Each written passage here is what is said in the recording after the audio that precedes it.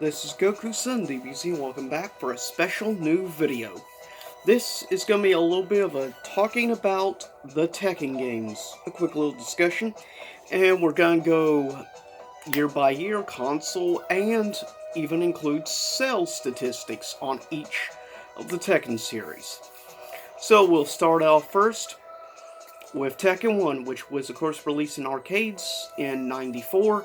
It would be released on the original PlayStation, known as PS1 or PSX, back when I actually had my Model 1, and I still have.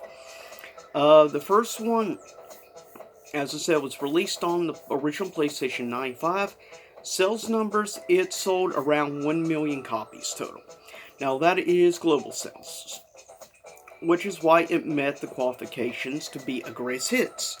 To be on the PlayStation greatest hits list, you had to sell at least, I believe it was at that time, 1 million copies in order to meet that criteria. And it just barely made it, so it became a greatest hits. And even though not the hugest start, still 1 million sales is not bad for starting a young franchise.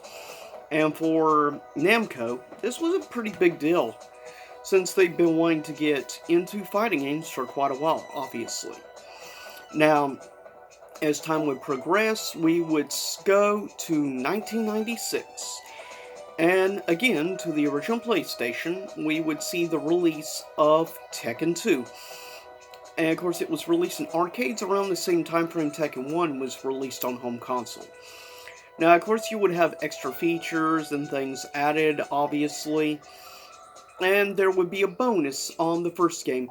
If you could blow up all those ships at the startup menu on a classic game, I believe it was Galaga, that if you beat all the ships, you would unlock a very special character in the original Tekken game, but only if you could do that. So consider it as like a little reward, if you will, in order to doing it.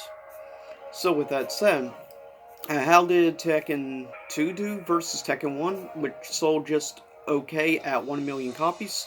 Not a bad start. Well, Tekken 2 would far surpass Tekken 1 in the sales numbers.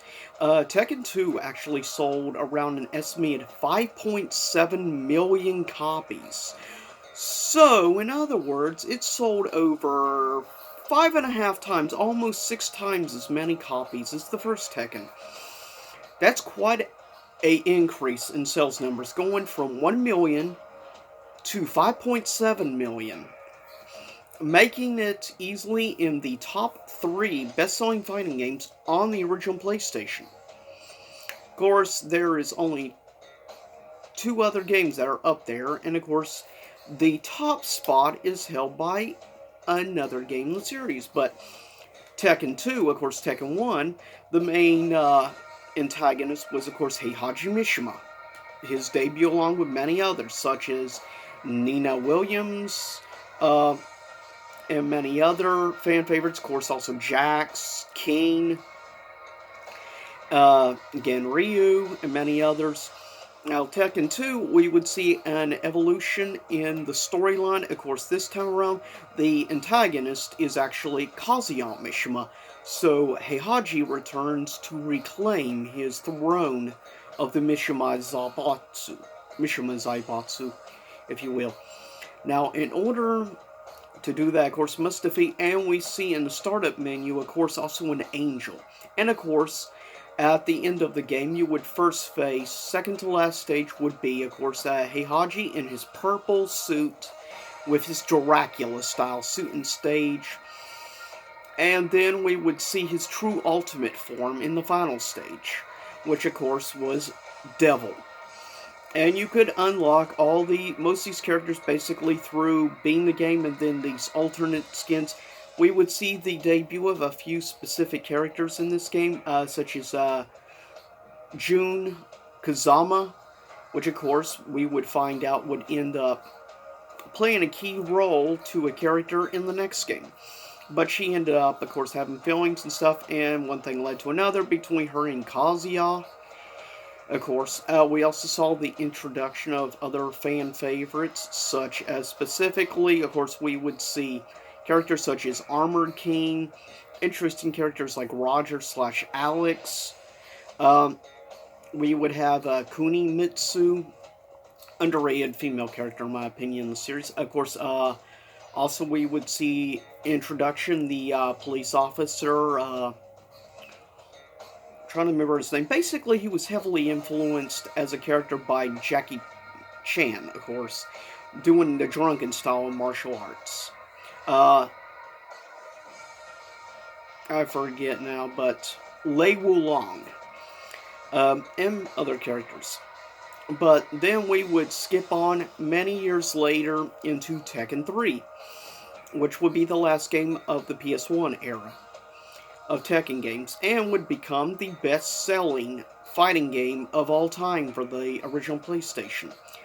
And would also end up being in like the top 5 best selling games on the original PlayStation total. Only, I believe, maybe 2 or 3 games outsold it in sales. Gran Turismo 2, of course, Final Fantasy VII being 2 of them. But how well did this? And of course, this game would be released in arcades in 1998. Well, 97 technically, arcades 98. Here on home console, worldwide, it would end up doing a astronomical sales. To this day, still being the best selling of the franchise. Tekken 3 would end up selling 8.5 million copies total, which is quite impressive. And to this day is easily my top 3 favorite Tekken games of all time in the franchise. For me personally, that is. I would probably rank Tekken 3 as maybe my number 2 favorite Tekken game. It's between it. It goes back and forth between third and second. But anyways, Tekken 3, of course, would introduce characters such as Jin Kazama, which, of course, would be revealed to be the son of Kazuya Mishima and Jun Kazama. And, of course, we would then see the introduction of many others. But we'd see also Guam Hurang, however you want to pronounce his name. There's so many different opinions on that. I'm not even going to even try. But would become an arch rival, of course, to obviously Jing. We would, of course, see the return of Heihachi Mishima as the secondary villain. And the main boss, of course, would end up being known as Ogre, an ancient Aztec or Mayan god. Which is definitely pretty awesome, I will say. That's one thing I really like. Is Ogre has always been one of my personal favorite villains of the series. And of course, you have his ultimate version, True Ogre. We would also see a special guest character you can unlock through Tekken Ball mode. Which, of course, you would unlock a little dinosaur called Gun, which is actually from a manga series, actually. Which is actually pretty good. Good artwork. And we would see, of course, if you beat Tekken Force mode, which was an awesome beat 'em up, definitely in dedication to games such as Final Fight and Streets of Rage. A lot of fun to this day.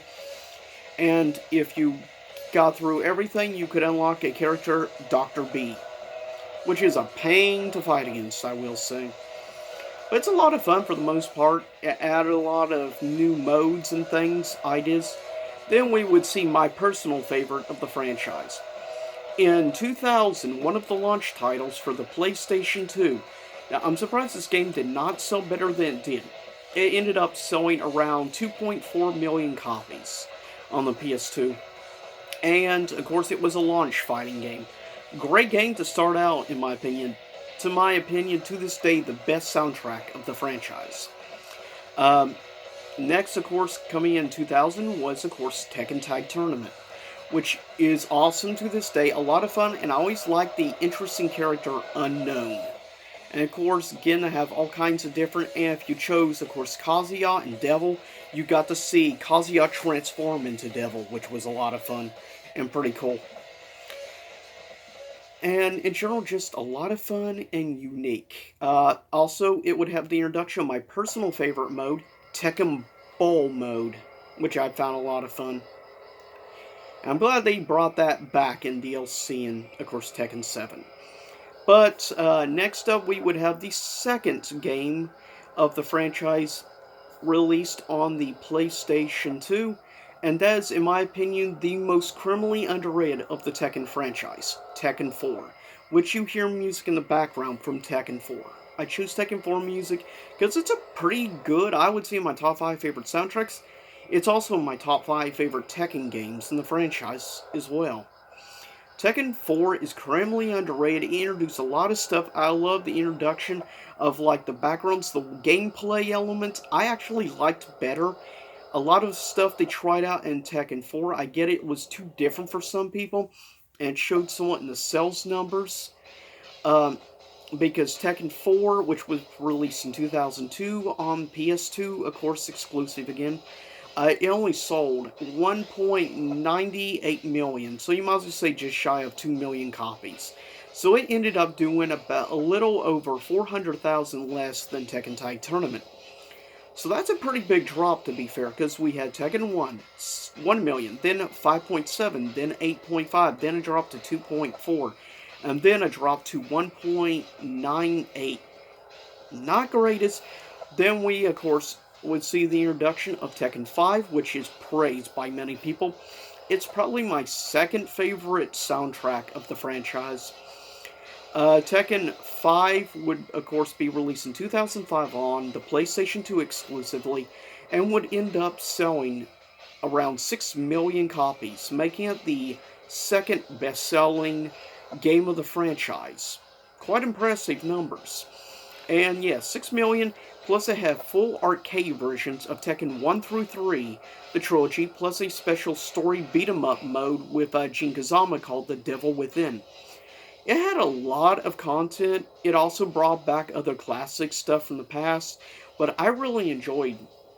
And the introduction, of course, Jinpachi Mishima and others. Of course, also Tekken 5 would be the introduction to Devil Jin, which I love Devil Jin, always have liked him. But this would be, of course, at the end of this game, the path they chose is Jin would win, of course, the Tekken tournament. But yeah, we would see the introduction of Heihachi's father, of course, that being Jinpachi Mishima. But as I said, Jin would end up succeeding, taking. We would see introduction of characters like Raven, which looked an awful lot like Wesley Snipes' Blade, if you ask me. But then, of course, we would have just 1 year later released on handhelds, which is, for me personally, my number 2 favorite fighting game on the PSP, and is probably my number 2 favorite handheld fighting game of all time. Maybe. Not sure. Top 3 easily. But that would be, of course, Tekken Dark Resurrection, which was just an alternate version of Tekken 5, but with added DLC content and a new version of Jinpachi, of course. But the game played really solid and really good for being a handheld game. To me, the quality of it said a lot, and it showed in sales figures for a handheld game. It sold very well. Dark Resurrection, just an alternate version of Tekken 5, would end up selling 2.2 million copies on the PSP. Not bad. So if you include, and of course we would have introductions of 2 new DLC characters in Dark Resurrection. Lily, and of course Zergang Dragunov, which is one of my top 10 favorite Tekken villains of all time. I loved the introduction and the design and everything about Zergang Dragunov. It's just cool. But with that said, we skip on quickly. Now to the next generation, of course. We skip to Tekken 6, which was released on the PlayStation 3, the PSP, and also the Xbox 360. The first time a Tekken game in the series would have a multi-platform release. How did it sell? Not too bad, actually. Ended up, Tekken 6, though, it's probably my second least favorite game in the series. Tekken 6 ended up selling 3.5 million copies. So, needless to say, it sold very well of the Tekken series as a whole. As I said, not the biggest fan of Tekken 6. Of course, this is after now Jin has taken power over the Mishima Zaibatsu, and of course we have the arch-rival company G Corporation being controlled by Kazuya Mishima. And then Heihachi out there in the wild, and the introduction of the illegitimate son of actually Heihachi would be introduced to, of course, that being Lars, which is actually a pretty cool character, and we, of course, have introduction to a waifu robot character that likes to throw her head around, whatever. But interesting, and a real OP boss named Azazel. Very interesting character. But with that said, now we get on to third to last. Released, oh yeah, and of course Tekken 6 was released in 2009. Next we have released in 2012. Um, and that being Tekken Tag Tournament 2, or just Tekken Tag 2. Of course, we would see the return of characters such as, of course, Unknown. We would also be able to play within the game, of course, Jinpachi, which is pretty awesome, and I really like that fact. It ended up selling only 1.5 million copies. It did pretty bad, making it the second lowest Tekken game in the franchise as a whole in sales numbers. Even though it was released on 3 platforms. It was released on PS3, Xbox 360, and of course the Nintendo Wii U. And the Wii U version had the most interesting features, which is why I went out of my way to get the Wii U version. Personally, I like Tekken Tag Tournament 2 more than Tekken 3. But still, more than Tekken 6, my bad. Then we would see the interesting crossover game, of course, and that being, obviously, Street Fighter Cross Tekken, done by, of course, Capcom rather than Namco Bandai. This game would end up selling a total of 1.97 million, so just about 100 or just about 10,000 less copies than Tekken 4. So pretty much neck and neck with Tekken 4 in sales. This game, I feel, is criminally underrated. This game also was released on 4 platforms. It got released on the PlayStation 3, the Xbox 360. It also, for the very first time ever, was released on Steam for PC gamers. And it also, of course, got a release for the PlayStation Vita. And then we come to the most recent one on current gen, the 8th console generation Tekken game, Tekken 7, which has had some very interesting DLC characters. We, of course, had also Akuma in the game with a great, I think, pretty well done, solid story mode, in my personal opinion. The music itself on Tekken 7, not the biggest fan. It's one of my top 2 least favorite Tekken games in the actual original soundtrack. But given the PS4 version, you can also download the music and stuff from previous Tekken games and have your own custom soundtrack. That makes it a lot better for me, personally. So that means I can use music from Tekken 3, Tekken Tag, Tekken 4, Tekken 5. So that's good. This game was, of course, released again for the second title, being released on PC for Steam. Also, we would get a release, of course, on Xbox One and, of course, PlayStation 4. Total, as of right now, last time I checked, Tekken 7 has sold an estimated 4.2 million copies. So, it's done pretty well for itself. It is currently ranked the it's currently ranked the 4th best-selling game in the Tekken series. Third place is Tekken 2, second place is Tekken 5, and first place is, of course, Tekken 3. But, with that said, this is a little bit of a history background of the story mode, or story/history release dates and sales numbers. I just thought I'd try something a little different with sales numbers, and I might try this again in the future, doing a sales list like this for another fighting game franchise. And if so, the next on my list would probably be, well, not a super long list like, say, Mortal Kombat or some, but maybe look at a franchise such as Soul Calibur. another Namco Bandai series. But with that said, I'll see y'all next time. Same YouTube time, same YouTube channel. And I hope you enjoyed this little history slash sales list on the Tekken franchise as a whole. But I'll see you next time, and I hope you have a good, of course, rest of 2020.